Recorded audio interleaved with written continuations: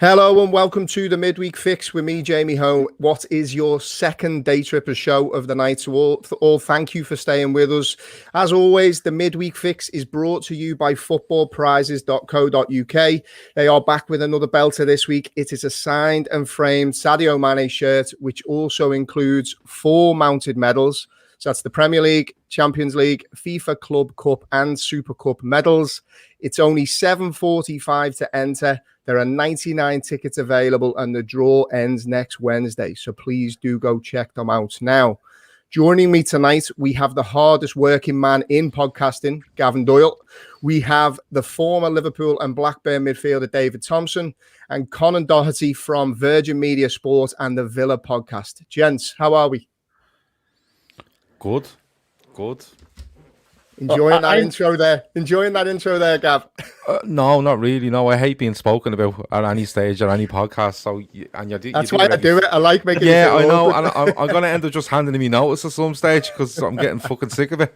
But no, it's good. I'm in good form. We're towards the end of a lockdown, hopefully. So and golf courses might open. So that's a bonus. That's the main thing. And Conan, I'm sorry, mate. You're making your debut on the show after Aston Villa unfortunately lost tonight, mate.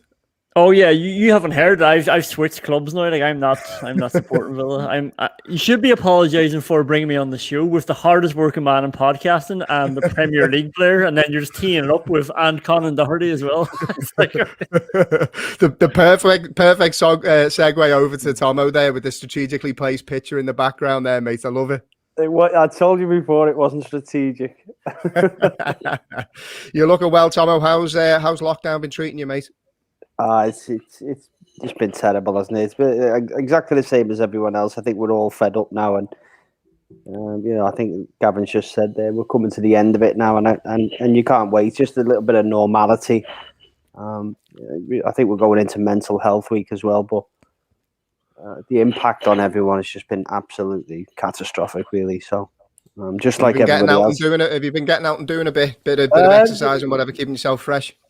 I haven't really. I've been getting out and going for walks. I find that any sort of jogging I do now just seems to the next day doesn't seem worth it for me. The knees are aching, the ankles are aching, the back's killing me. So I just go for long walks now, and I find that I feel like I must be getting old now because I'm enjoying going for walks. I think that's the first sign of it, mate. Red wine and walks, and I love them both now. So I think copious amounts of both. I know. Tell me about it. I want to come to you first, actually, Tom, just for a little bit of reaction, because unfortunately there was some sad news that kind of rippled through the club this week, and that was the passing of a man who had a big impact on Liverpool Football Club, Ian St. John. You must have spent some time with the man himself over the years. It's terribly sad news. Oh, the funny thing is, I mean, I think we're all about the same age, aren't we? We must have both grew up with Satan Greavesy. That was like, you get up on a Saturday morning, Satan Greavesy was on. I think, that was before I knew the achievements he'd ever done for Liverpool Football Club. And then at times when I've met the man, and he was such a lovely, warm, very energetic, just a really lovely man, and very humble. The achievements, what he did in the game, and what he done for Liverpool Football Club.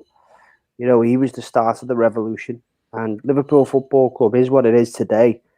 It's built on the back of the likes of Ian St. John and what they've achieved, and the amount of time and effort that they put into Liverpool Football Club. So we stand here today on the back of people like him. Yeah, rightly said. And I seen something in the week. I think it was a video with James Milner and Virgil van Dijk, and they were spending some time with him and showing him around the club, and you can just see the energy that he had, and his ability to tell stories. And like you said there, the club wouldn't exist without the history that these type of players have kind of walked for the club. So it was fitting that the tributes have been pouring in for a man whose voice, for myself, from a personal perspective, look, I'm 36. I obviously don't remember him as a player, but he was kind of the voice of football for me growing up. You know what I mean? No, it's. But Jamie, the thing is as well, when I seen all the video footage of him, and then to finally meet him, And he was like he was similar size to me. He must have been no bigger than 5'7", 5'8". But most of the goals I seen him scoring were headers. I'm thinking to myself, I was expecting to meet someone like maybe the same size as Ron Yates, but then this little fellow was next to us, and he had such a big personality and a real huge laugh. That's what I'll remember about him. He had a real huge laugh, and coming through as a young lad to meet someone like him and to be treated with the utmost respect and humility that he gave everyone, and the way he went out of his way for people, it was extraordinary, really. And he was a true gentleman, and he's definitely going to be missed. Yeah, dead right. Now, I want to move on to the football side of things. I'm going to come to you first, Gav, because it seems like with every passing game week, there's surprises being thrown up in the Premier League. And 2 weeks ago, Liverpool seems to be bordering on being out of the top 4 race, and then all of a sudden now you're looking up at the table, and you're thinking, hold on, could they put a bit of a run together and maybe get top 2, top 3? So, you're looking off the back of the results that you've seen tonight, Gav. You're looking forward to Liverpool versus Chelsea, obviously tomorrow.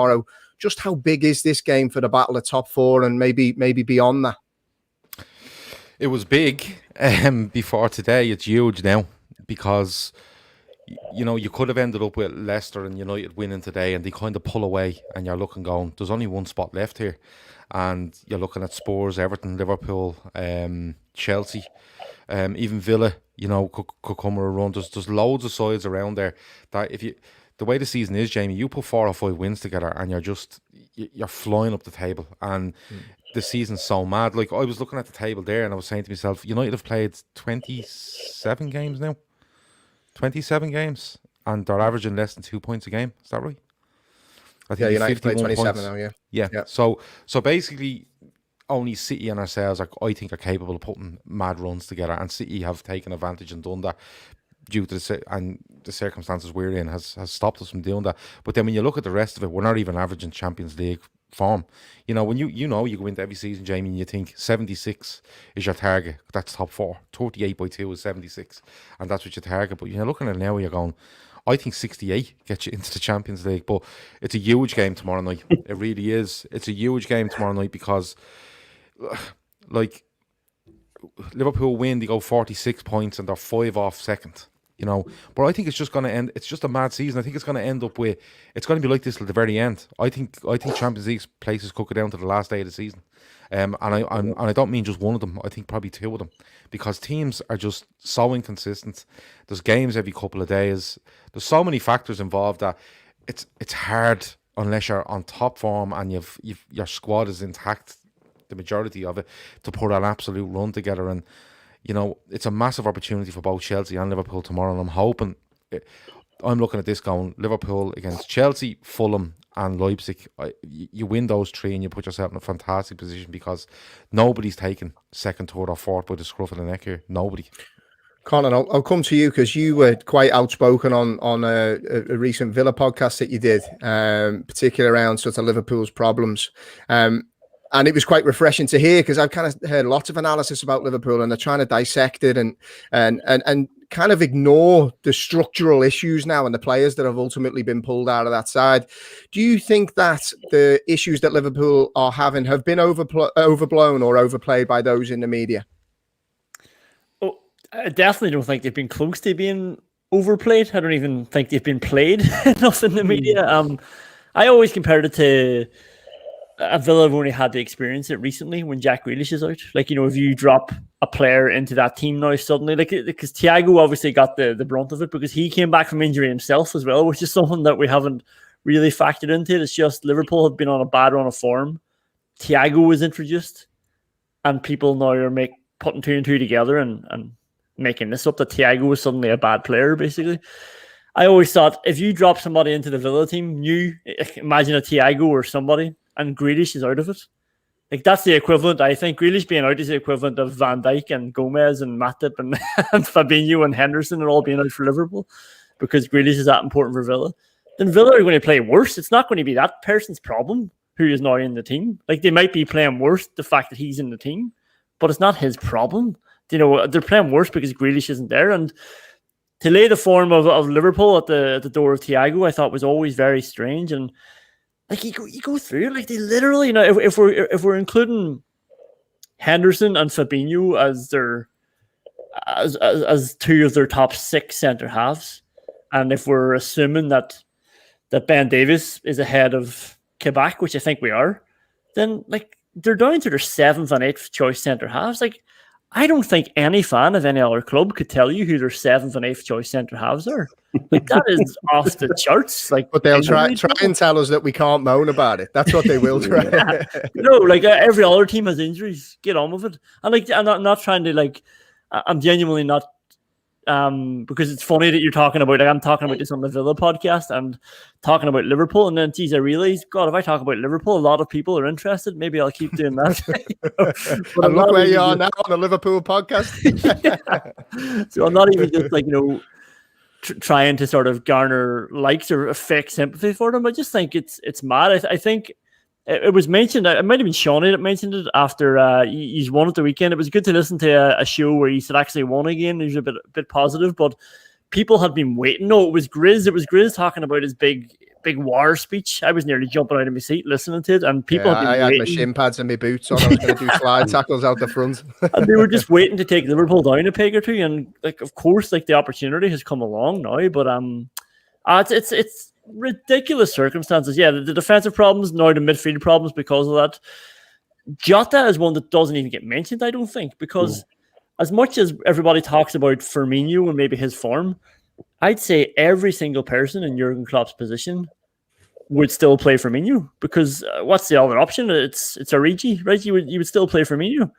But like, because Jota's not there, it's not putting him under pressure. It's not giving him a chance to freshen it up. It's not giving another option in attack. And this has been happening all season. Like, I genuinely don't remember a team having such bad luck with injuries. And like, yeah, so I don't think it's been close to being overblown. Where do you sit on it all, Tomo? Because obviously you've got one foot in the Liverpool camp, fan, former player. You've got one foot in the media camp. Where do you kind of sit on Liverpool's problems, and what do you think's obviously been the root cause? Well, you can't pinpoint the root cause, but I mean, if we rewind it up 12 months ago, Liverpool were like the darlings of the media, you know, and it was only we were getting all the VAR decisions, and you know, everyone was moaning, saying it's a bias, it's a conspiracy for Liverpool to win the league, and then, you know, you flip that on its head in 12 months down the line, and they can't wait to jump all over you and pull you to pieces. And, you know, all the rumours about Klopp ready to leave, and, you know, it's just trying to destabilise Liverpool. I think if you're not a Liverpool fan, another team's fan, and you want you want to pick a time when your opponents or nemesis are going to win the league after a 30-year wait, it's going to be during a global pandemic. You know, Liverpool were on the cusp of what I would say creating a dynasty. You know, being able to win the league on the budget that they've done it. You know, and then finally be able to be financially rewarded to do that with a great business strategy. And then all of a sudden, you know, that's just turned upside down because, you know, instead of winning 250 million in the coffers, you're losing 250 million, which is basically what's happened to Liverpool Football Club. You know, they have a very stringent business model, and, you know, not being able to go out into the market like they would have liked to have done and strengthen like they would have done. It's absolutely killed them. It's absolutely killed them. Do you think, Gav, if you look at this game and if you look at Chelsea, obviously as the opponents, so obviously Tuchel's come in, he's changed the shape, 7 clean sheets in the last 9 for them. You know, they're a tough nut to crack. With Liverpool's kind of perceived problems, you know, against teams that like to sit in a low block and try and condense the space, do you think that there's a bit of a blueprint now to kind of beat Liverpool, or at least stop them winning at Anfield? And do you think that Chelsea will kind of play into that, or do you think that they'll try and, because I know they've been very much possession based since he's come in. I think the lowest that they've had is kind of 53%. I think that was against United. So they're going to try and keep the ball. Or do you think that he'll kind of revert to maybe some of the tactics adopted by teams that have been successful at Anfield and kind of sit back and look to stifle us? if you watch Liverpool's last 3 or 4 home games, you know, Bar City, everyone has come and sat in, and you know, made it really, really, really hard for us to play. Stayed really tight, and knowing the way our defence was, like Conan says there, you know, I don't know how many. We might be up to 20 different centre half combinations at this stage, and I don't care how good Henderson or Fabinho is at midfield. They're not centre halves, and you will get chances against them. And clubs have seen that, and they've seen a drop in energy from Liverpool, which is understandable. You know, like drop of form is okay, but when there's a core of it, probably 7-8 players there that are just being asked to play every single game. You can't, not in the schedule that we have at the moment. Chelsea, I don't like Tommy Tuchel. I never have, and I don't think I ever will. Is it one of those irrational dislikes, or is there? No, I think it's. Do you know what I think it was? Do you remember? It's definitely this. Do you remember when we played Dortmund at Anfield in 2016? The UEFA Cup, and Tuchel's in charge, and Dortmund score, and he's jumping all over the place, you know, and he's nearly getting Liverpool's bench's face, and he's trying to be Jurgen Klopp. And I just took one look and I went, no, not for me, never. And like, it's 5 years later. I don't know how many games I've even watched him manage, but every time I see him, it's just irrational. It's just, I can't let it go. I just can't. And I've even noticed now he's growing a little goatee and it's going grey and all, and I'm like, fuck on me. But to be honest, like, no, I just don't like it. But in fairness, he's come into Chelsea. He looks like he's stabilised a bit. He is changing things around. I think it's going to be difficult to pinpoint what Chelsea will do, even from the lineup, because they have changed from a 4 to a 3. He's dropped players in, he's brought players back. You know, Giroud's getting a little bit more of a look in and stuff like that. I think it'll be hard. But we keep saying this, Liverpool are there to be got at, and not many teams come and have a go to get at you. They'll just take that 1 or 2 chances that they get and look to be solid. I'm hoping to see a difference in Liverpool, just with players coming back. The likes of Keita, if Jota is back, you know, just a little spark of energy, because I think that's what's been missing from Liverpool. When Liverpool get a good energy about them and a bit of drive about them, they're very hard to stop. And I don't care if you sit in. We watched Liverpool, Jamie, for the last, 2 seasons, where most of the teams sat in. Just sat in and had no intention of trying to attack, because we Van Dijk and Gomez, and we won games. So Liverpool can beat a low block.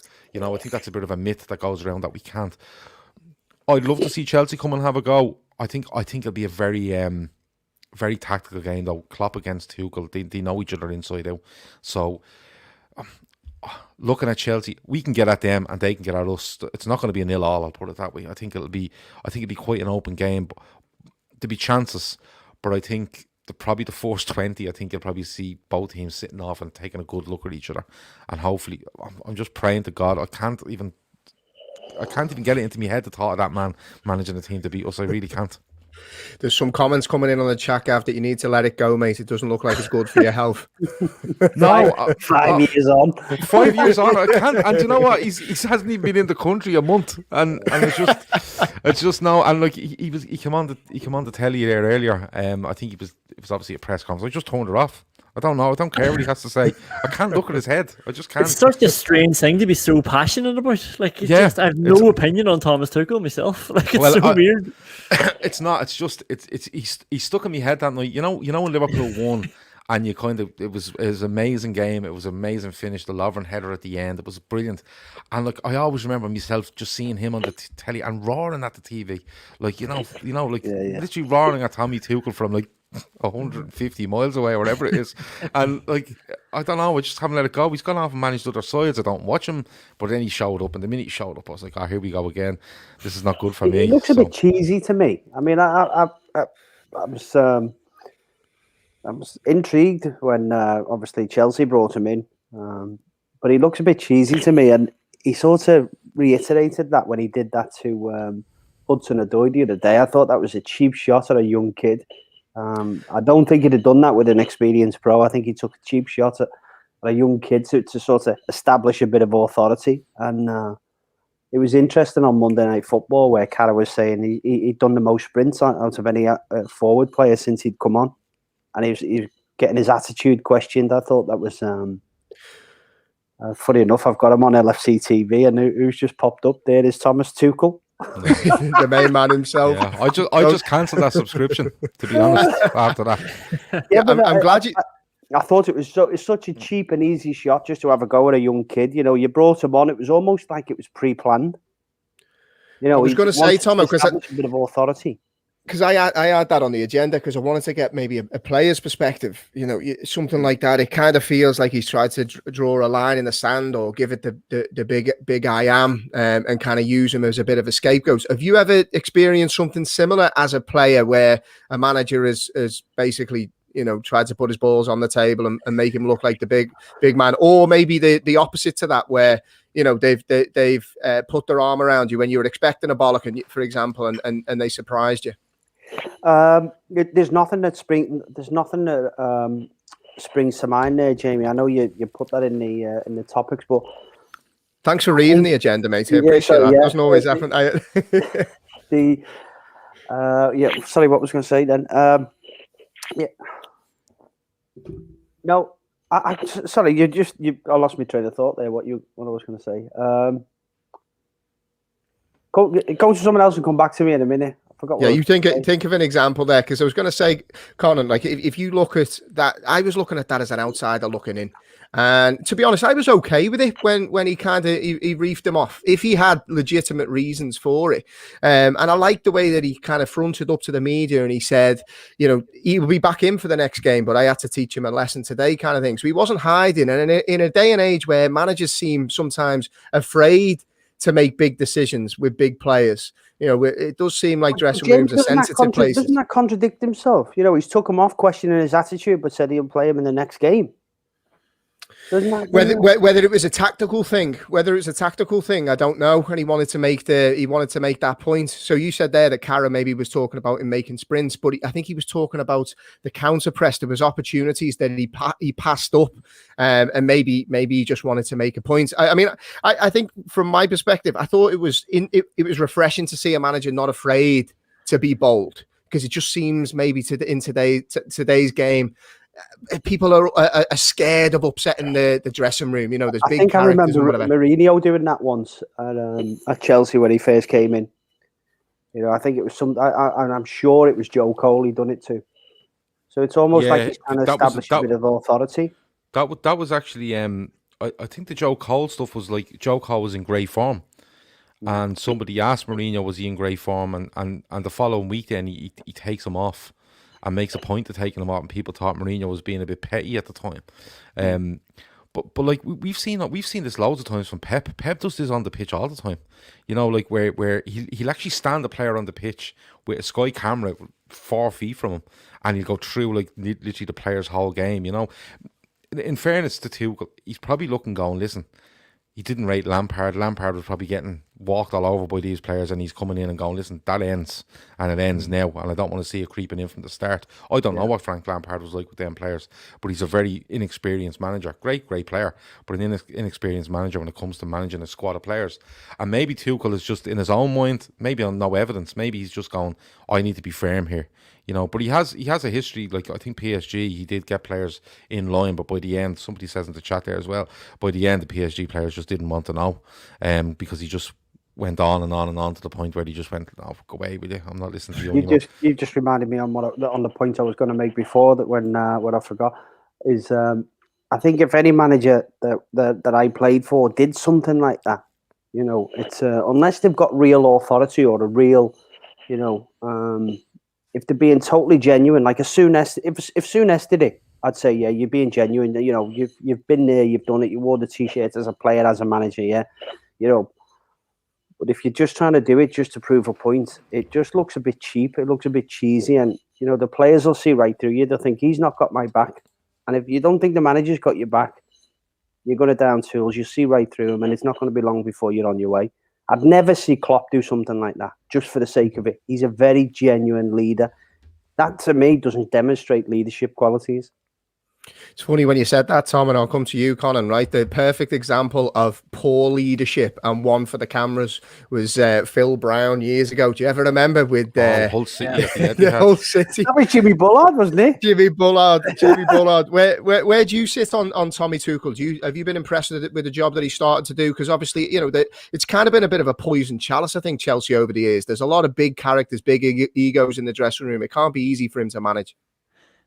I like that he's come in and straight away fronted up and said, like, if I don't win the league, I'm out of here. Like, he's one of the first people that's come in knowing the story, knowing what's going to happen if he doesn't have success. So he's not coming in trying to play for an extra 5 years or go into a long-term project. He knows if he doesn't get it right straight away, then Roman Abramovich will get restless and get rid of him. And I saw one of the comments there that came in, and they're bang on. Like, and I think it's sort of what you're saying as well, David. I think he did pick on Callum Hudson-Odoi because he's a young player. He's come through. He can use him as a almost rod to beat everybody else with. It's almost a warning thing for everybody else. He's almost a little bit disposable, isn't he? Yeah, that's it. And he's not going to act up either, like, too much, because he's still a young lad trying to break through and trying to get, like, this manager's giving him a chance. So I don't think he would have done it for a bigger star, but in a way, then I almost like that, because if we were all managers and we thought that we would get an effect out of that, then we might do it.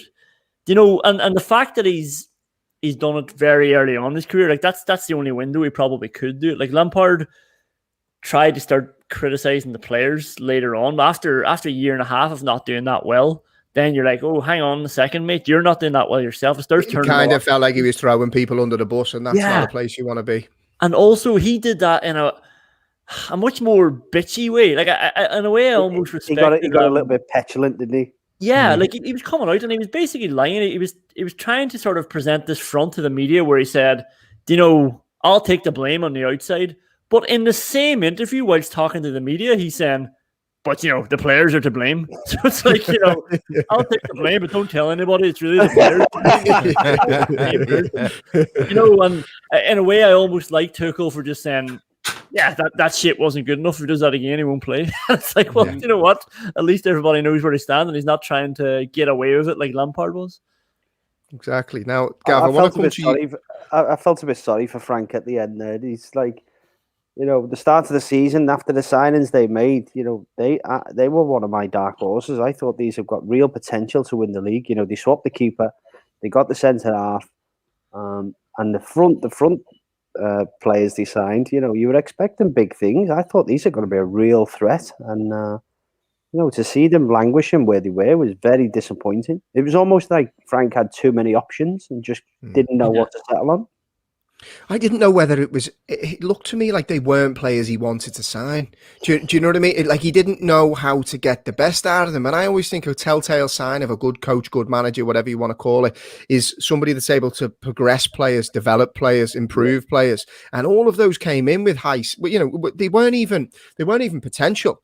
Kai Havertz, for example, was one of the most sought after midfielders, attacking midfielders in European football. And then he knows he looked lost. Timo Werner was exactly the same, completely regressed. Doesn't look like he can trap a ball at the moment, and that's a big telling sign for me. See, for me, that shows you the German league is so weak. I don't think it's as good as what everybody thinks it is. I think you've got Bayern Munich and then anyone else below that. I think it's a weak league. To look as well as them two players did in that league, and then to come to the Premier League and struggle so badly. I mean, yeah, it always takes time to get it. Nobody realises how fast and furious the Premier League is, but I mean, bloody hell, that's ridiculous. I don't know if I felt sorry for him because, like, he does. People will argue whether his signings and stuff. I think his appointment was a PR exercise. I'll always remain that way because they have a transfer ban and he's the one that'll garner support from the fan base. With Lampard coming back. But then they make a big deal of the season before of how they're bringing in Abraham and Mount and Billy Gilmore, and it's all youth and he's giving it a chance and stuff. And there's an argument to say he should have kept at that and probably brought one or two in. But he's given this massive amount of money, and he never. For me, watching Chelsea, whenever I did, I was kind of going, can we not just put them in their real positions and have a go from there? Like, if you, like, the one that stands out to me, and it always will, is Liverpool go to Stamford Bridge at the start of the season, all right? And Liverpool tip the ball off. And Timo Werner is Chelsea's forward on the day, right? And he runs 20 yards back towards his own goal when the ball is tipped off. And Chelsea sit in this pattern where they just want to sit off Liverpool and sit off Liverpool. And I'm kind of going, all these players, could you not? Like, I couldn't understand why he couldn't go in, you know, with Kante and a Jorginho or a Kovacic, and then just put Havertz in front of Rome, get a Doherty on one side, get Werner up front, get somebody down the left, and just play to your strengths, which is the forward players they signed. And it just seemed to me like they were always playing within themselves or out of position. And that comes down to him at the end of the day. He was always going to lose his job anyway. He was always going to lose it. Do you know what's funny about, you talk about that there, Werner dropping off. And to play against Liverpool, I think, is one of the worst things you could ever do. I've watched Liverpool play this style for 4 years, and I think if you want to counter Liverpool, surely, and Pep Guardiola's tactics, by the way, when he came to Anfield not long ago, was absolutely perfect. They put the four attacking players on the four defensive players. Then they pushed the centre midfielder right up. I think it was Fabinho, Fernandinho, pushed him right up onto the centre midfielder, and they just stopped him playing out. And that, they forced Alisson to start panicking and kicking balls left, right, and centre because they knew he didn't want to. But I'm just surprised it's taken a team that long to figure out how to play Liverpool. Surely you want that goalkeeper kicking the ball up to Sadio Mane, up to Salah, up to Firmino, and challenging, put the ball in the air. It's taken 4 years for teams to work that out against. Absolutely, but I think a massive part of that is Van Dijk, because Van Dijk is so cool in that he'll just, and managers have said it, he gets the ball, he just takes it off his feet and he just hits 60 yards. He hit 60 yards diagonals and they're beyond that press. I think it was Arteta, wasn't it, Gav? He was like, you can have the best plan in the world, and then Van Dijk basically is pinging balls to players. Yeah, he's breaking your press with 60-yard diagonals that are just but if he can't get on the ball, if you're playing three up front and then you push one of the wingers on the fullback and then you push your centre midfielder up on the holding midfielder, it's a total block. You go man for man. You're forcing Liverpool then to have to play long balls, put the ball in the air. As soon as the ball's in the air, it's a 50-50 ball. You've got a chance of winning it back. You push your defenders in. Rather than dropping deep, playing this like come and parking the bus, you've got more chance of going at it against Liverpool than you have parking the bus. Yeah, it was nearly like Liverpool had the blueprint against City for a while. Obviously, this season aside, they always seem to do well against City because they would just press from the front like rabid dogs, and City couldn't get out. And Liverpool always seemed to have their card marked over a couple of years. Now, I want to sort of sidestep a little bit, particularly for this game tomorrow. Obviously, the much talked about centre back issues, whether Fabinho is going to step back in, whether that's going to be at centre back, whether that's going to be in centre midfield. Conan, if you're looking at this Liverpool team now, they've obviously got a win under their belt. What do you think happens in this game tomorrow? Do you think that Jurgen Klopp looks to shuffle his pack now and brings Fabinho back in? And if it was you in charge, would you be bringing him back into centre back, or would you be bringing him back into centre midfield? I think I would be bringing him back into centre back just out of necessity. I know it's not ideal. I know he's not a centre back, but I remember when Van Dijk got injured. So this is when it seemed like that was a big problem at the time. But one of my best mate, who's like a Liverpool fan, and he was texting me about Van Dijk being injured, and I was like, "Oh, poor you! You can only play Fabinho centre back." Like that's the big problem that you have. Like, get over it. And then obviously I didn't know that you were going to get 19 other injuries along the way, but. But I remember thinking that at the time, like, it is mad that sometimes I watch Fabinho and think, is he one of the best centre halves in the league as well when he wants to? He's absolutely quality when he's gone back there. But it just shows you what type of player he is. He's unbelievable. To be able to adapt and understand the game like that. It's strange because I kind of look at it though, and I agree with you. I think I tweeted about it pretty much after every game. I was like, it's mad that we've lost Van Dijk and we've now found the second best centre back in the league. But at the same time, I'm kind of looking at it now, and I feel like we lose a little bit of control in centre midfield. So whether that is, like, it's fine when Jordan Henderson's in there. Do you know what I mean? He's not Fabinho in the six, but he's an exceptional footballer. But without Henderson, without Fabinho, now that we've got some centre-backs, Tomo, do you not just think it's time that we kind of say, right, play centre-backs at centre-back, play centre midfield as the centre midfield, and try and get a bit more foundation and dominance in the middle? And he will give that protection to the two centre-backs who are relative unknowns. Or unexperienced, I should say. I would definitely play for. Sometimes it's needs must, though, isn't it? You know, he's done that well in certain games. He's done that well. I'm thinking to myself, bloody hell, he could play centre half, but he is one of the best defensive midfielders I've ever seen. You know, he goes so unnoticed in the game, doing what he does, and allowing, you know, the likes of YNWA, the likes of Henderson to be that energy in and around them. But the thing is, you know, it's. We've signed THIAGO to play with Fabinho in centre midfielder. This is what's, you know, where THIAGO is getting a lot of criticism. You know, he just needs that partnership around him and to be given that opportunity. But the injury nightmare that Liverpool have had this season has been absolutely ridiculous. It's been ridiculous, and you know, going into tomorrow, 3 points is absolutely necessary. If we're thinking about getting top four, it's such an important game.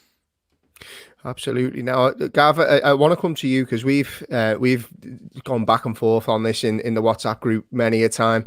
Where do you kind of sit before we move on to the next topic? Where do you sit on the centre back issue? What would you be doing in tomorrow's game? It's a difficult one, isn't it? Because like, Kabak has come in and you know, I know you've spotted stuff from him about his body positioning and how he attacks the ball and stuff like that, but you know, I think you have to give players that come in at 20 years of age into a different country a different way of playing, you know, a little time to adjust, and he's only going to adjust by playing games. But I think Fabinho, if he comes back in, goes in at centre half. I genuinely do, and I think the reason for that is because Wijnaldum, THIAGO, Jones, I thought looked very good against Sheffield United. Now, I know it was Sheffield United. I know Sheffield United sat in for a lot of the game, but, you know, Jones was getting in the box. Wijnaldum was getting shots off. There was a little bit of a difference there. There's a bit of a pep to their step, I suppose. If it was me, I'd put him into midfield. I've got to the stage now where, like Tomo said, get players in their positions. I've just said it about Chelsea, haven't I? And Frank Lampard. Get players in their positions. And as I said, if it was me, I'd put Fabinho into midfield and I'd take one of the midfielders out. I'm not really bothered which one it is because he can go in at the 6 and you can move Wijnaldum forward. You can come in at the 6 and you can, you know, take Wijnaldum out. You can do whatever you want. Fabinho gives you that option. And the more, for me, you play two centre-backs as centre-back, they need to get an understanding going. I've no problem going Phillips and Kabak. I really don't. Because if you have Fabinho there, he's a protection as well. You know what I mean? He's a natural number 6 that's a protection, and he's a new body in midfield that'll give us that bit of energy because, like, we don't know what Wijnaldum will turn up tomorrow. I thought he was brilliant the other night, but he's played so much football, Jamie. So much football. Yeah, he's played a lot. You know, and then you have THIAGO that's been out for 3 months and he comes back.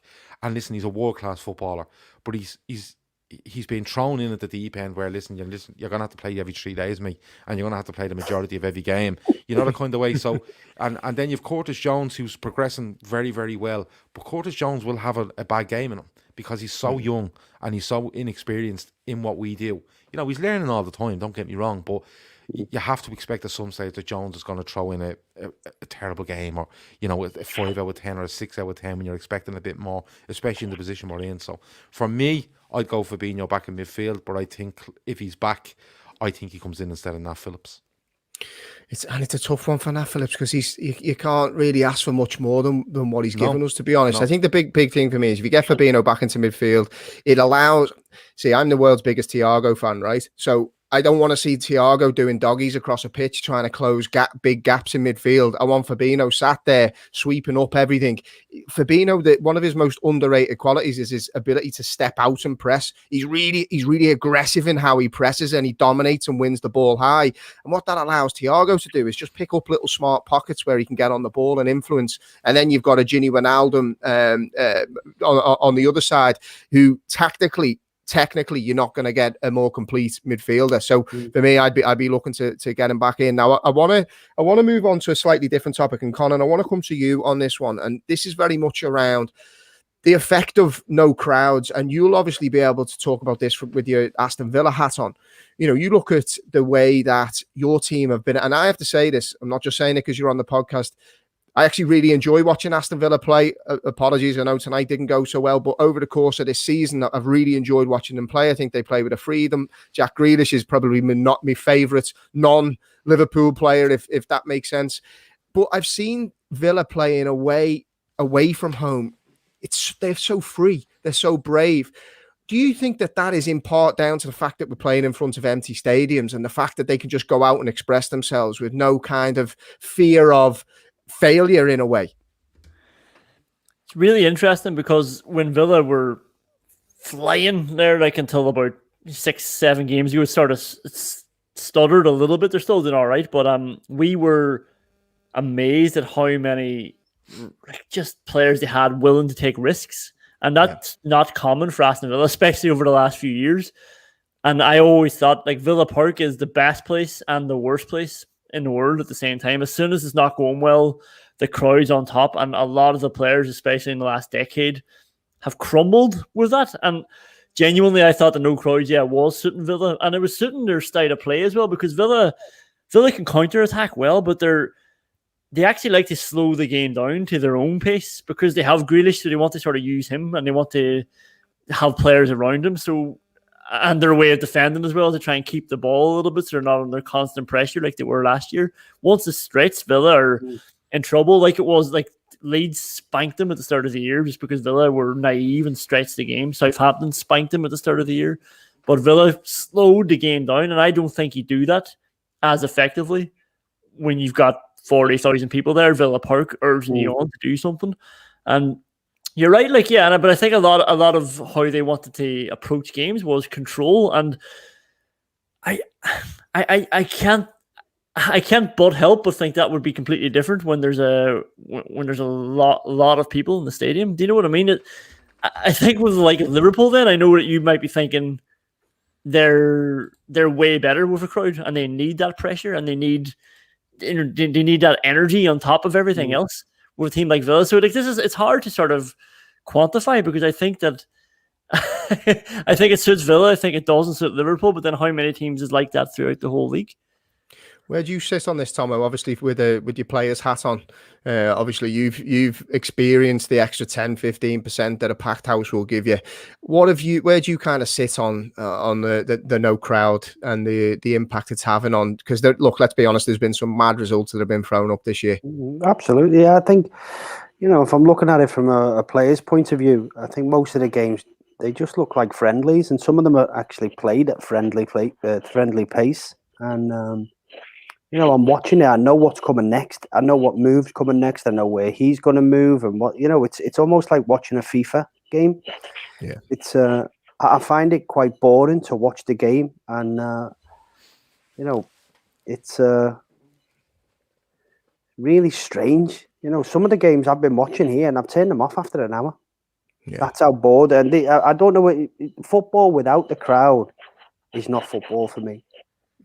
Most of the teams in this division, you get spared on, but you do have the occasional players. I mean, Anthony Martial was a prime example of that. When the crowd stopped coming in, you've seen the best of Martial for about 10 or 15 games. It was almost like a relief, and a pressure had been lifted off him. He was scoring goal after goal after goal. I think maybe now it's caught up with him a little bit, but some players react, and some players are scared to make a mistake in front of the crowd, but other players, you're seeing them coming out of the shell. But it'll be interesting when they let the crowds back in. Liverpool Football Club, is a team that is spurred on by the crowd. You get an extra 10-15%. Feed off that emotion, don't they? It's particularly Klopp, yeah. Especially attacking Cop End, you know, with a packed house there. It's unreal. I mean, the hairs stand on the back of your neck when you hear them singing "You Never Walk Alone." That's enough in itself. Mm. And because you see it, don't you? You know, you have players during the week that, you know, they're training ground players. They're brilliant on the training pitch, and then you get them out on a match day and they crumble. The Monday to Friday players. The Monday to Friday players. I mean, how much of a factor is it, mate, the build up? You know what I mean? Like I played in front of 3,000 people when we played Chester City, and it made a bloody big difference. So that God knows how much it makes when it's 35, 40,000. You know, being able to mentally handle that. Oh no, listen, I'll tell you now, Jamie. It really refocuses your mind when you're stepping out there and there's 40, 45,000 in a stadium. You know, it's. The last thing you want to do is make a mistake. So you're always on high alert. You're always trying to make the right decision. You know, there is times in the game where you take that risk and it comes off, and it'll give you the confidence to go and do something again or try things. But it really does refocus your mind. The last thing you want to do, you can feel that weight of pressure as well from the crowd. You know, if you give a ball away, it's like, oh my God, it's like gut wrenching. Yeah, I remember one game we were playing. My mum had come to watch, and I think there was about 2,500 people there, and then the whole of the stand started singing that I was a paedophile, and I could see it in my mum's face. My mum's face was like, of all the people in the crowd, I spotted my mum, and she was really offended. And for about 2 minutes there, I was like, I was worried about my mum, completely forgot about the game. So God knows how you deal with it when it's 30,000 people. The one thing I want to touch on, just on Villa before we move on, and because I want to touch on City a little bit, and I want to talk about my favourite player, which is Jack Grealish, and I want to come to you, Gav. And I know, Conan, you're sat there ready to go, right? So I'm going to come to you in a sec. I want to get Gav's opinion on just how impressed have you been with Jack Grealish, and where do you think his ceiling is? Very impressed and surprised, a little bit surprised. And look, that's not down to his ability. I think it was more off the field stuff that was going on that might hinder him, and people mightn't take a chance on him. But my God, when you watch him play, he's majestic to watch at times. You know, he's one of those that floats by people. You know, it's not direct, it's not powerful. You know, like you would see like a Ronaldo in his pomp, he just powers past people, and you know, but he's majestic in what he does. He floats by people, and I love that about him. His eye for a pass is brilliant, and I think it's underplayed a little bit. You know, the people see that bit of trickery he has, the way he maneuvers his body, manipulates the ball, but some of the passes he's played this season have been nothing short of exceptional. I can't remember what game I watched Villa. It might have been Southampton at home, and Watkins misses 3 or 4 good chances. It mightn't have been Southampton, but Grealish was feeding them all day long. It was unbelievable to watch. I don't know what his ceiling is, Jamie. What age is he? 20? Is he 27? 25, yeah. Oh, is he only 25? Okay. So, yeah, his ceiling is... There's a big move in him. There's no doubt about that. I don't know. He was off into Liverpool a couple of times, you know. And you know what? I'd love to see him in the Liverpool side. I really would. I'd love to see him in a midfield. You know, like, do you remember the way we used to try play Coutinho in that midfield three, where you get it to him, but he worked hard, and you know he was good on the ball. He didn't lose it, but he had that spark about him, and he had that bit of creativity. I'd love to see him at Liverpool. I don't know if he'll end up there. I think he has United written all over him, to be perfectly honest with you. I think he's the sort of player United would break the bank for, especially if they don't go back in for Sancho. But he's a brilliant footballer. There's no doubt about that. He's just you can see by him, he's just naturally talented. He's not even trying when he's doing half the stuff he's doing. And do you know what? It would have been easy for him to leave Villa last summer, because Villa come up and they're not great. They spend a lot of money. They're not great. They managed to survive, and it could have been easy for Grealish to say, "Look, I got you back up. I've kept us up, but I have to move now. I'm 24 years of age. I probably have 2 big contracts left of me, and I want to go and try something different, whether that's in England or abroad or wherever it might be. They gave him the bumper pay deal, though, didn't they? Yeah, they did. They gave him a massive deal. Now I don't know if there's something in that he can get out if he wants for a certain amount, but fair play to him. He stuck with Do you know when he went up in my estimation? Right, I'd watched him a few times in the Championship the years before, and I always thought he was great on the ball. There's certain players, right, that do things with a ball that don't look magical, but they consistently do it. And then you think, well, why can't nobody's tackling this guy? Why has he always got time? Why has he always got time? Why has he always got space? And then all of a sudden you start putting it together. He is the complete package. He's a lovely, lovely footballer. Regardless whether he tracks back or whether he works hard, like your Henderson or your Wijnaldum, then I think he does work hard though, Tomo. I think he does. When I watch him, I think he does. Well, I wouldn't say that it's not that he doesn't work hard. I'd say he covers a lot of ground. I'd say, defensively, he can be a bit of a liability. And it was one of the Championship games. In fact, it was the Championship playoff when he let. He was great in the game, but he let Tom Kearney run off his shoulder after a little 1-2, and it cost him the playoff final. It cost him a place in the Premier League. Yeah. But when he went up in my estimation was the game against Birmingham when he got the fan run on the pitch, decked him, and he gets up off the deck and then goes and scores the winning goal. Yeah. I thought to myself, you know what? That is absolutely class. It's absolutely priceless.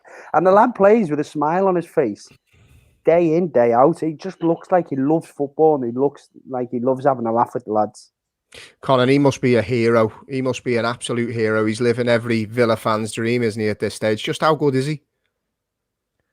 Like, I think he's sensational. I watched him in 2015 in the semi-final of the FA Cup, when one of the few good days that Villa had over Liverpool. And Grealish lit the place up. He was 19 years of age. He was playing sort of off the two strikers. We had been taking like Bonahor, and you had Grealish sort of in that number 10. Like, Bonahor didn't play that day, but that was his position, just playing that number 10 at the tip of the diamond. And brilliant. Like, ever since then, I've just been this massive fan of him. I remember probably shows like the fact that he's my favorite player of all time easily.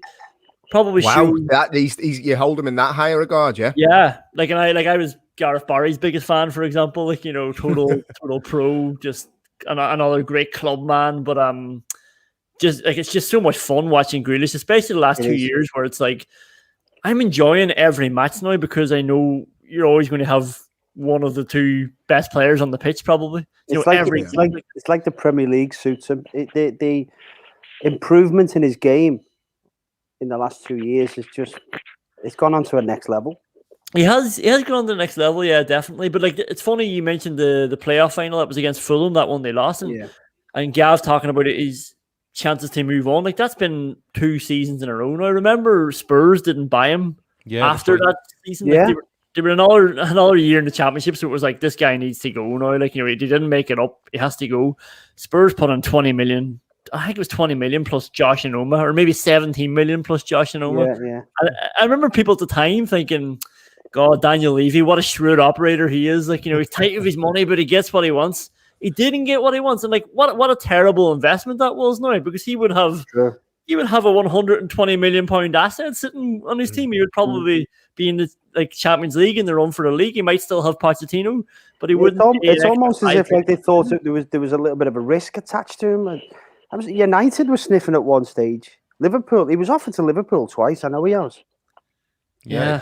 I think the thing with him, and I'll go back to it, like, maybe that is he a bit of a risk. You've seen the off-field stuff, and maybe it's just a case of, from that area, if he moved, would he adapt? Because we've seen it with Zaha at Palace, and he goes to United and it just doesn't work for him, and he goes back to Palace and he's the best player by a mile, and his form is a lot better than ever seen at United, and the talk was that it just didn't happen for him in Manchester, and maybe that was the risk. He's a Birmingham lad, he's Villa through and through.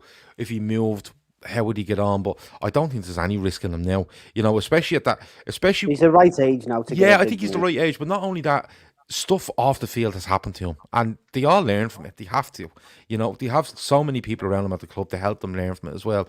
And I think that's probably done him good. Not at the time it didn't, but now it does. That he has it. He has that in his, he has that in his back pocket for if any other situation was up. He knows, look, this happened before. You don't fucking do this. Why did Southgate take so long to get him into the squad and into the team?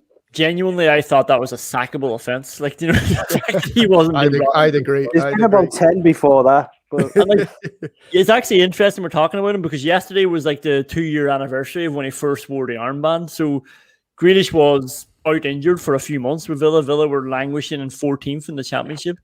And he came back. This was his first game back, took the armband for the first time, scored a fucking volley from a corner, set up a run of 10 wins in a row with Villa's last 12 games of the season to get them into 5th in the Championship. They won the playoffs. They kept them up. Now they're talking about Europe. Like, and that's all because of Grealish. Like, he's missed 3 games now. He played 48 matches in a row for Villa, and now he's missed 3, and they've lost 2 of them. Just completely different outfit. And I saw Paul Scholes talking about him. What was it he said? Like, he needs to go to a big club, and then I can start thinking about him as a top 3 player.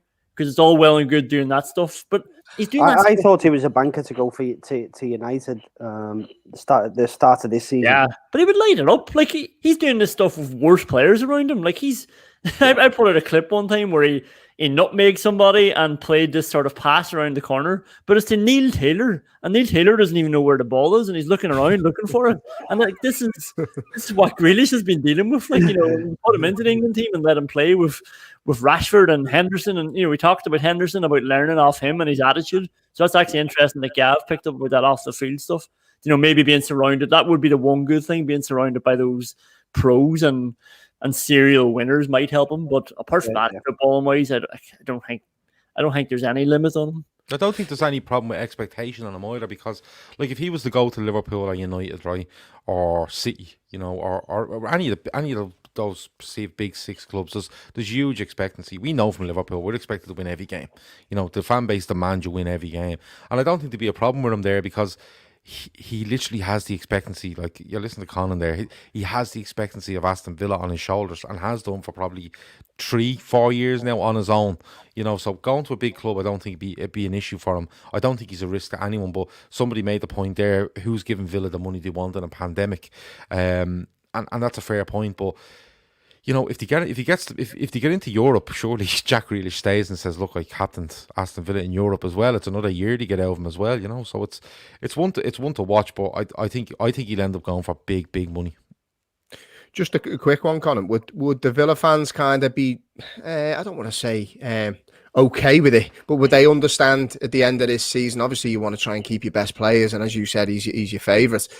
Would it kind of be an understanding amongst Villa fans that, if he does get a move to a massive club playing consistent Champions League football, it's kind of with your blessing, if you will?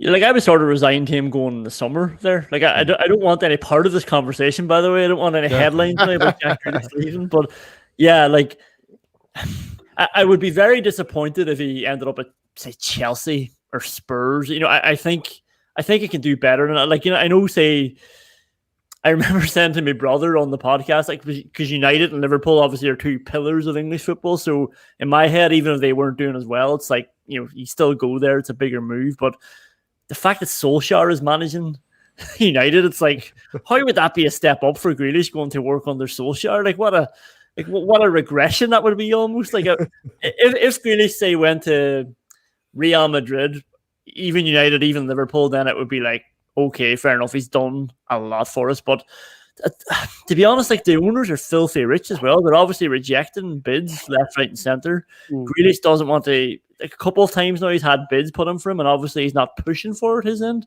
He might want to go, and they're obviously paying him a lot of money. So it would take something special to see him go. And yeah, so in my head now, it would be a big club, a big move. And yeah, I couldn't begrudge him, but God Almighty, like, I dread to see the day, because like, he's basically been my life for the last 6 years. Like, you wouldn't believe, See, when my girlfriend found out he was only 25, she thought I was the biggest loser on earth because she's heard me talking about this guy for 6 years. Oh, it was the age thing. It was the age thing that was the problem, was it? I'm just holding up in this stature, like, yeah. Brilliant. Now, Tom, I want to come on to another topic, which I don't feel like it's probably getting the column inches that it probably deserves, and that's Manchester City, right? They went 21 wins in a row last night, 28 games unbeaten. It's an unbelievable achievement in any era. Incredible, fantastic team. When you kind of look at, obviously, you know, the quality of their squad, their manager, do you think they get the credit that they deserve? And if not, why do you think that is? No, I don't think they do get the credit they deserve, and I think there is a little bit of media bias surrounding Man City. You know, you talk about what's happening with Liverpool now. People look ready to jump all over them when they're going through a bad spell. But when they pipped Liverpool to the league and they did the treble that year, it was hardly talked about. It was like there was teams talking about Liverpool's achievement, getting 98 points, 97 points, and not winning the league. Then it was that City had done the treble. I thought that was a fantastic achievement. It's absolutely ridiculous, you know. They get, and we knocked them out the quarterfinals. Was that the same year? Was it? Year before, yeah. You know, their achievement was just sort of brushed under the carpet a little bit. And what they're doing this season, and they've hardly had the main striker playing for them, you know, has been nothing short of phenomenal. And I think it's the Pep Guardiola effect. I think a lot of people are a little bit bitter and twisted over Pep. But what this guy creates is just unbelievable. What do you think it is, Gav, when you kind of look at this City side? I mean, you look at the quality that they had on the bench there last night, just to read out some names, right? They had Stones, Foden, Fernandinho, Gundogan, Aguero, Torres, Zinchenko, all on the bench. Do you think there's a little bit of snobbery or bitterness, like Tomo says, you know, towards the embarrassing level of riches that the club has? And do you think that kind of works against them a little bit? Oh, 100% does. You know, like, as much as we begrudge it, if Manchester United had that quality of squad, you just go, Manchester United are, you know, an institution, and look what, you know, you've seen them grow this from whatever amount of years ago. There's always going to get that, you know, City 2008, I think they get taken over, and you know, we've seen since then the steady rise, and they win that first title in 2012, and they've won whatever it is 5 since or whatever. But you know, it is a fantastic squad of players. There's no doubt about it. You know, and that's why I said earlier, I think only ourselves and them can do some sort of mad run where you literally go, like Liverpool last season, played 29, won 28. Lost 1, something like that, or drew 1. Ridiculous, 79 points after, I think we dropped 2 points or something. It was mad, crazy after 27 games. But when you look at City, you know, they have achieved so much. And look, I'm going to be honest with you, I do begrudge them a little bit. Simply because of the money that they brought in and just the spending power they have, and you know, it's just a case of throwing money. You know, the amount of money spent on fullbacks and centre backs and whatever else. You know, don't get me wrong. There's some players I love watching from them, like the likes of De Bruyne, Mahrez. I love watching. I think he's a fantastic player. And they have really, really good players. They have a really, really good squad, and you know, the begrudgery, like Tomo's right. When we didn't win the league with 97, I think people were, you know, looking at this going, this is just domination now. This, you know, this could, you know, we've seen United dominate in the 90s and part of the 2000s. You've seen Liverpool do it in the 70s and 80s. I think people, while being excited by City for so many years, just looked and went, this is domination now. This is going to be, you know, non-stop. And I think people kind of were hoping Liverpool would do it just to break what they thought would be a monotony. But Liverpool do it the next season. And you've seen what happens to us. But with City, you know, regardless of where that money comes from, they still have to go out and play football, and they do it brilliantly. You know, they're 28 games in a row. Is that what you said, without being beaten? Yeah, 28 games unbeaten, yeah. Across all competitions. Yeah. And but you know, they've won the last 21. Won the last 21, yeah. Straight 21 in a row. Ridiculous. Yeah. So, but look, don't get me wrong, a fantastic football team, but they're always going to have it's not a shadow over them or a cloud over them. It is a shadow. It is a shadow. Yeah, maybe shadow is the right or wrong word, but they're always going to have that over them, because no matter what they do, into this year or next year or the year after, people are always going to go back to, but look, you're only there because somebody came in and pumped 2 billion quid into you. It's the financial fair play cloud. That's what it is, and you didn't do it organically. Now, I don't think there's anything on organic in top level football anymore. There's just not. It's just money. But when you see these top clubs all have big money, but when you go in, that's different level stuff. That's a country backing you. You're always going to have that thrown back at you. But if you take it on face value of the football they're playing and watching them, yeah, they're brilliant. My two favourite players watching this year has been Grealish and Foden. Yeah, Foden is amazing. Oh God, they play football like they're playing in the park. The pair of them. They do. Do you know what I mean? Complete freedom, aren't they? Yeah. Colin, there's one thing that's come out the back of this City kind of dominance, if you will, and there's a lot of things in the newspapers and online at the moment that it's bad for football. Now, the narrative being pushed there doesn't really make sense to me, because when Man United were dominant, there was never any talk of it being bad for football. So what's changed? Is it purely, like the lad said, is it the money aspect? Because United have certainly spent a fair I think they've spent $1 billion there or thereabouts. So they're certainly not penny pinching. I always love looking at the figures that United have spent, and I always come back to the Ed Woodward needs to back the manager. I have so much sympathy for Ed Woodward, because all he's doing is actually trying to keep everybody happy and keep spending more and more money. Obviously not doing an amazing job, but he's spending a lot of money. But with City, you see, you boys talking about them there as well, and I know I'm feeling it now. Every time I talk about City or think about City, there's always an element of who gives a fuck about City. Like, I think that's the problem as well. It's like, who cares? You know, like, they're just. I know people talk about the Etihad and the crowd there and stuff, but if you had this club where I think that it meant more, or it was obvious that it meant more to so many people, I think it's not as bad. Like, for instance, remember they were talking about the Saudis taking over Newcastle, and obviously the same with City. There's some terrible implications from that, like in terms of football, in terms of wider things beyond football. But it's actually a bit of excitement when you think, oh, geez, like that would be great for Newcastle, the city, the people, and the fans and that stadium, and it would be bouncing. With City, it always just feels a little empty, and maybe Pep Guardiola doesn't help that. But I think I looked at their bench from the weekend, and I think I added up something like 200, 300 million plus Foden, who was homegrown and obviously unbelievable player, just sitting on the bench, like everybody just waiting. Like, how often do we talk about Pep messing up everyone's fantasy football team? Because they can. Like, it just doesn't affect them. Like, you take those same injuries that Liverpool have, and City just have a surplus of superstars that they spent. Like, there's something like their back four, like not even the goalkeeper, their backup back four cost 200 million. Like, that is ridiculous, carry on. So I know United have spent a lot of money themselves and spent it worse, but because it's City, it's just always like, yeah, like, take it off them, give it to somebody better who matters to.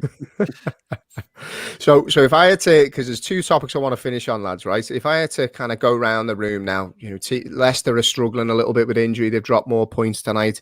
Everton, I would say, look kind of well equipped at this stage. Obviously Manchester City are home and hosed. If you had to go around the room now and kind of get everyone's predictions in terms of top four, I'll come to you first, Gav. Who's your money on at the moment if you look at the fixtures? Because Liverpool have got a favourable fixture list, I think, once they get Chelsea out of the way. Who's your money on at the moment, and who do you think's the biggest threat to Liverpool in terms of that top four race? Let's see, you're obviously home and host, like you said. There's so many teams in there, Jamie. It's so hard to predict this season. It really is. Like, I don't know how many people in the chat, or many people between the four of us do the pools every week, or try to predict 6 fixtures, even the result, not even the score, just the result, and win at the end of the week, because it's just insane what's going on. As I said before, like, there's one team in this league that are averaging over 2 points a game. That's ridiculous. 27 games in, it's ridiculous. But when I look at it, for Liverpool, Jota back is key. Fabinho back is key. Keita could be key. Coming back at the right time and having some form and just bringing a freshness to what we're trying to do, I think is huge for Liverpool. You know, I think one of the major factors of this season is just the amount of minutes in players' legs and how quickly they're having to do it, you know, every 3 days. I think it's been huge on them. It's not just that; it's on that's on the back of having a 2-week break, a 2-week pre-season rest. Yeah, It's all culminated, hasn't it? Obscene, really. At times, Liverpool this year have just looked a little bit mentally fatigued, not physically fatigued, just mentally fatigued. Like, you know, they look like they've had enough. Yeah, I agree with you, and I think that's why you've seen them drop points and lose games to teams that they should be at home, because the other side gets a little bit of a little bit of encouragement by seeing Liverpool, and Liverpool, not even physically, like Tomo says, mentally, you know, we're gonna have to go out and do this again, but I think those players coming in could be huge for Liverpool. I worry for Leicester. I think the loss of Barnes is big. They drawn tonight. I think their injury record is I think they're second. They're second, yeah. They're second to us, yeah. But having said that, I think I seen something the other day. I think their injury record is half of ours, but it's still significant, which is crazy. You know, you look at United. I don't think United are any good. I'm being honest. I don't think they're any good. I think they're top heavy, and I think that they've used that to their advantage. I think they're due a blip. Season. Say again. I think United are due a blip. I've been waiting for them all season. Yeah, I think they might be, and like people say, you figure Liverpool out, do you stop them? I think teams might be starting to figure United out and sitting in a little bit more against them rather than trying to attack them and seeing them as vulnerable. Chelsea are in with a massive chance for me. Liverpool, Everton are definitely in there. I think Villa are still in there if they can put a couple of games together. Anyone puts a couple of 3 or 4 games together, and they're right in it. They're absolutely right in it. But if you were to ask me to pick a top 4 now, that's definitely what I did, mate. Yeah. City, Liverpool, United, Chelsea. Oh, Liverpool second. Good man, Gaff. Love that. Yeah. Tomo? I'm going to go City, Liverpool, Leicester, Chelsea. No one picking Everton. Conan, what about you? Tomo just knocked United out of the top 4 there, which is... I've been waiting for their blip all year because I just think they're shit. No, I agree. I remember the massive high that they got when they went to join top there earlier in the season. When they won the league a few weeks ago. Yeah, I remember when doing they parked the bus at Anfield. That was just like, oh God. Remember doing a podcast thinking, am I overstepping it here? But I just said, put this on record. They won't be within 10 points of the title, and I thought at the time Liverpool will still come second because. 10 points at the time seemed like a big thing because City were still way back with all their games in hand. Yeah. But I just knew like that was only 4 games of a blip for United and they're out of the title race, and we knew that would happen, and it happened even quicker than I thought it would, and City progressed even quicker than I hoped they would. But I agree. I think United are shit. Like I think Solskjaer's shit. I think United's options are incredible. I think they should be doing way better. So I still think they'll come top 4. I think their default is just like they're good enough to be top 4. They'll beat teams when they should be beating them for the most part. And I think I actually agree with Gav. With Harvey Barnes out, James Maddison always seemingly out. I think Leicester will struggle, so I think it'll be. I think Liverpool will come second as well, actually, and United and Chelsea 3rd and 4th, with Leicester just missing out. Oh, lads, I'm loving this optimism tonight. Nice one. Absolutely buzzing off that. There's one final topic, right? And while I've got a footballer on, I want to ask the question because it's been grinding my gears ever since it's become a part of the modern game. So, Tomo, this idea that you touch somebody in the penalty box, just touch them, any contact now, and it started, and I haven't let it go. I'm not afraid to admit that. Danny Welbeck. This is Danny Welbeck. Yeah. I can't let it go, Gav. I just can't let it go. You thought I was bad with Tommy Tuchel. Fucking strap yourselves in, boys. I can't let it go, right? Ever since that day, for me, football changed. Danny Welbeck, right? There was contact on him, don't get me wrong. He took 4 steps, fell over, and got a penalty. That changed, and when that was given, that changed the landscape. Where do you sit on this, mate? Because for me, I think it's an absolute farce. Well, to be fair, I think There's been a few times as well when I've looked at Salah this year, who's gone down, very easy. I'm sick of seeing players go down all over the place and fucking roll around on the floor. Do you blame them, though, if the pens are being given for it? Yeah, I fucking do. I'm sick of it. You know what I mean? There's got to be some point where the lads have got to own up to themselves and say, you know what, that wasn't a pen. Stop fucking cheating. Yeah. If someone's come in and smashed you, took you and then the ball, then it's a penalty. But stop going down all the time. It's like, it's almost now, you can't even physically just fucking touch someone. Yeah. It's absolutely obscene. What I'm sick of seeing as well, this is why I'm turning games off after an hour.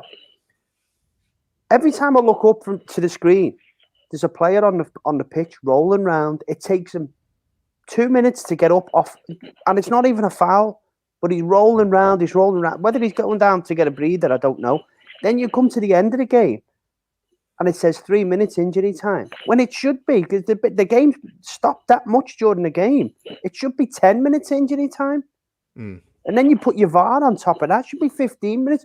This is what I'm sick. I'm sick of watching football at the minute. Someone needs to get a grip. If these players are rolling around on the floor or feigning injury, feigning contact, when you look at the replays, they've not even been touched. Sometimes they're holding the wrong leg.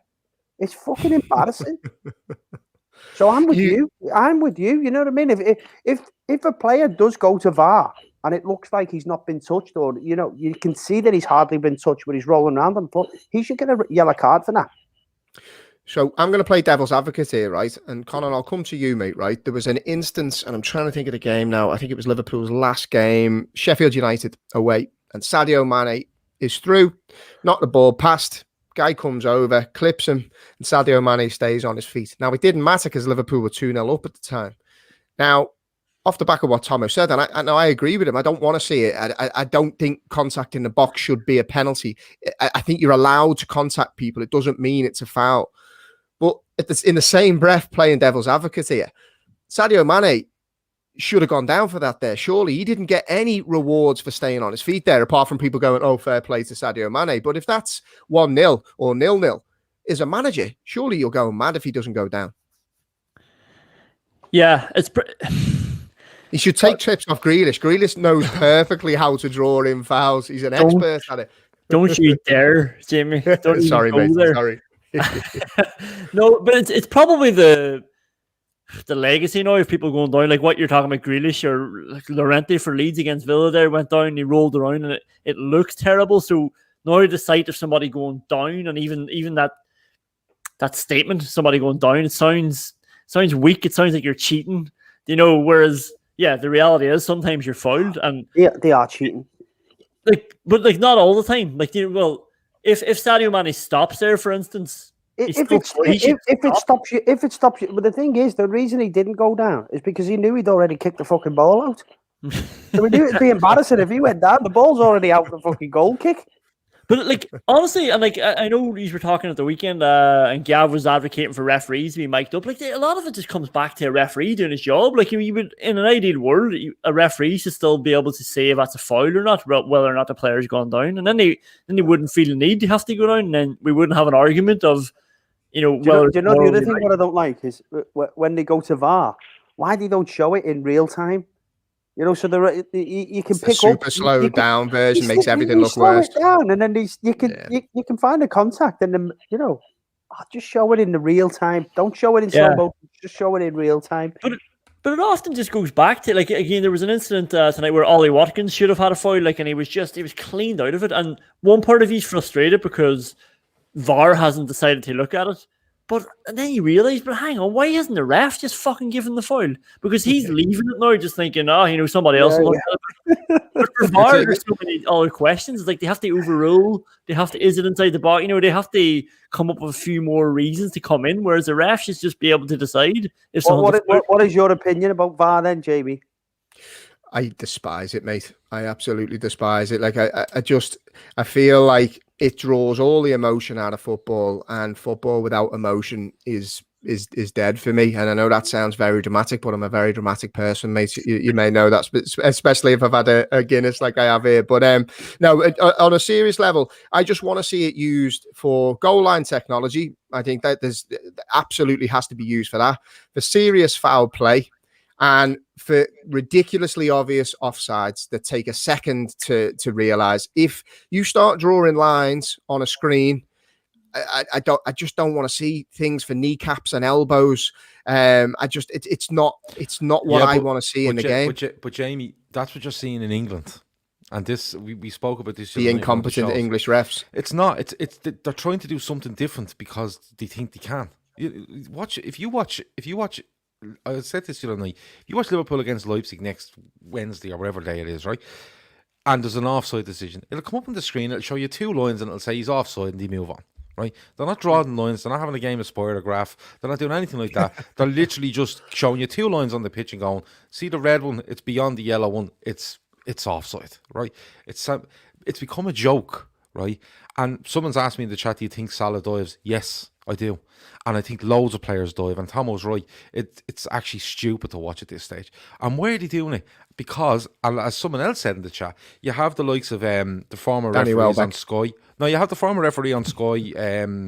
Who's the fella on Sky? I know. Walton. Bloody Peter Walton. Peter Walton's on BT. Everything. He's on BT, but everything he says, they give the opposite decision, which is hilarious. And then who's on Sky? Dermot Gallagher, isn't it? He's on Sky. Yeah. So you have that, and they're using terminology like, in today's game, it's a penalty, and I'm kind of going, well, hold on. How did we get to this stage? Do you know how it stops, Jamie? Mane goes through there. Talking about, by the way. Yeah, but Mane goes through the English one. Oh, it doesn't matter. Both of them. It doesn't matter. But the thing is, you know how this stops, Jamie? They have all the facility there, right? That if Mane goes through and he gets clipped and he doesn't score and it goes out for a corner or it goes out for whatever it might be, that in his ear they say, listen, he didn't go down, but that's a penalty. Because he has been clipped and it has stopped him from getting to that ball quicker and maybe being able to put it past the keeper or whatever it might be. But they've got to the stage now where you have to be theatrical to get a decision, and they're all playing this game where they should be. Do you remember the 1 years ago where at Bramall Lane, funnily enough, Gerrard in the box, right? Yeah. And there's a penalty given against... Neil Warnock was manager then, wasn't he? Yeah, there was the centre-half... I can't remember his name, but he slides in. He gets in the way of Gerrard. Gerrard goes, Morgan. Sure it's Morgan. Chris Morgan, yeah. And he gives a penalty. And the reason behind it was, no, you didn't touch him, but you got in his way. You stopped him from progressing with the ball, right? How is that? And I thought it was a ridiculous decision at the time. But when you look now, players are literally feeling something on their shoulder and they're dropping. They're feeling something in their back and they're dropping. They're feeling the slightest touch in their toe and they're dropping. So one, common sense has gone completely over it. Because look, Tomo played professional football at a really, really high level. And you know tackles go in. You know guys get caught on the foot in the box, but then the ball, and it's like, look, you play with your mates down the field and that's never, you're never giving her a pen for that. But so on that note, Gav, that's Tom, the way the game is done. Tom, have you ever dived? Never dived. No. Bollocks. Come on, you must have done. Honestly, you must have dived. Never dived. Thousands that believe you, mate. I never dived. But that's the way it's gone, Jamie. It's we're all playing a game now. It's all theatrical. You have to put in a performance to get a penalty. Istanbul. Yeah. Okay. Was it a penalty? Was it a pen? On Gerrard. Or did Stevie make the most of it? Oh, Stevie made the most of it, 100%. 100%. And I'm glad he did. Would that have been given if it had gone to VAR? Oh, well, I think it would have, but 100% the way the things are gone. But I'd love to see it. I'd love to see it kind of reverse on itself, where a player doesn't go down, gets stopped, and they just call it back, and they say, no, that's a penalty. It's a penalty. It doesn't matter if he's hit the ground or not. That's a modern day penalty as much as a fella jumping on the ground is a modern day penalty. If someone's momentum's been stopped or been, you have to check your feet because someone's made a little contact with you, that's a penalty. I know why the players are going down, because they're getting a little bit of a little tap and they're trying to make it out like it's affected their momentum, and then they're going down. Then it has to be checked, because the players have gone down. But they also know that they're going to slow it down. They're going to slow it down to 20%, zoom in on it and go, oh yeah, he's kicked him. It doesn't matter how hard it is. That they know this. They know now that everything is going to be looked at. Like the Welbeck one is... Don't, Gav, please. No, but the Welbeck one is never a penalty, right? Because any normal, sane person watching that goes, look, he clips the ball away. Robertson Robertson throws in a swinging foot, that's fine. But if you watch where the ball goes and you watch Welbeck after, who takes about 8 steps after it and falls on the ground, you're like, this is stupid. But that's what it's down to. And if you watch it on the VAR screen, it's all about, is there contact? Forget where the ball's gone. Forget context. All context is gone now. It's all about he contacted him and that guy ended up on the ground. They're the 2 points they're looking for now. Everything else is immaterial, and that's what's ruining it for me. It's a joke. I seen Pogba trip himself up and get a pen. Yeah, against Villa. Against Villa, wasn't it, Conan? What did you make of that one, mate? Yeah, like, do you know, actually at the time, I sort of what Tom was saying there, where Douglas Luiz, I thought he stepped across into Pogba's line of run, where Pogba would have clipped his foot if he didn't move his foot. No, so did you think it was a pen? No, but I think Douglas Luiz didn't help the situation. I think he lunged in when he didn't have to, and if Pogba had kept running straight, I think it would have been a pen anyway. But Pogba tripped himself up looking for the pen, so it's probably the same dilemma that we're at. What has football become, lads? I'm sorry to you all, right? I know we wanted to finish at 11:15, and there's me bringing up VAR as the last topic, so I apologise. Now, before we wrap up, a couple of things to shout out. So we are fast approaching 10k subscribers, which is a big deal for us. Gav and the rest of the lads are putting an unbelievable effort to kind of get us where we are. We are going to be doing a giveaway at 10k, and when we get to 9k, we're going to be telling people what that giveaway is. So if you haven't already, please make sure that you subscribe. Tell your friends to subscribe. It's been going on for a while now, but it's really starting to gather pace in terms of the chat and the community that we're building. So please do keep it coming. As always, the comments in the chat are fantastic and really do make the show. So please tell any of your friends that aren't involved to come and get involved. Quick question, actually, Tomo, that's come in there from Ant Dicko before we wrap up. What was your best goal for Liverpool? Is a question that came in to throw a curveball at you before we wrap up. My best goal was against Sheffield Wednesday, but the one I enjoyed most was the winner against Chelsea, Cop End. Oh, yeah. We won 1-0. Yeah. I had to wrestle Songy out the way to get it. It was only like 2 yards out. I had to wrestle Songy out the way. I think I remember you give it. You kind of lost yourself in the celebration there, didn't you, mate? I don't even know why I was in the box, because it was a free kick, and normally, I wouldn't go in the box. But Steve Staunton put in a great ball, caused all sorts of mayhem, and it just dropped to me on the 6-yard box. And what was your first goal? What was your first goal for Liverpool? Was it Palace in '98? Crystal Palace, yeah. I was Crystal at that. Palace. Yeah, I was at that. Really? Yeah. I'm just thinking back now. Because Palace, and the only reason I remember it is because Palace had Lombardo in the team at the time, and They did. I was in the upper centenary near the Anfield Road end, and the Palace fans were all doing the, calm down stuff. But it was around the time of the Hillsborough Memorial, and they were brilliant, the Palace fans, I have to say. Yeah. But Liverpool were singing going down at Palace, and they were singing back, so are we. But the Palace fans were brilliant that day. But I think Leonardson scores that day, and you scored at the Cop. Yeah, I think Leo, they went 1-0 up. Leo equalised, and then they brought me on. But I had a broken foot or broken bone in my foot that day, because I had an injection just to get on the bench. But by the time I'd come on, the injection had wore off. So I was in agony. I was in absolute agony. But Maka went down the wing, swung across it, and managed to get my foot on the end of it. And obviously you don't feel it with the adrenaline, and you get caught up in the moment. But about 2 minutes after that, when the adrenaline's left your system a little bit, yeah, I couldn't move. I think they subbed me. They subbed the sub. It was like your legs had gone to jelly. They just scored the winner to get us back in the Champions League position. Your legs had gone to jelly like me after a night out. So we've actually started something now. There's a couple more questions that we'll finish. Sorry, and then I'll let you go to bed, lads. Master of Disaster, best player you played with. I think I know the answer to this one, but go on. Who's the best player you played with? Me? Yeah, you, mate. I don't think they're going to be asking us, pal. Me. Listen, obviously, you've got. I was very fortunate to play with Michael Owen and Steven Gerrard, but they were very young at the time. They went on to have these amazing careers. I would say the best player I played with was Maka. I just thought, and I think a lot of players would tell you, at that time, 95, 96, 97, how good Steve McManaman actually was. Liverpool built a team around him and then allowed him to run his contract down, which was just absurd, really. And then it took us a while to recover after he left. And actually, when he left, you know, what he did to go over to blend into Madrid and become take on part the culture. Of the culture.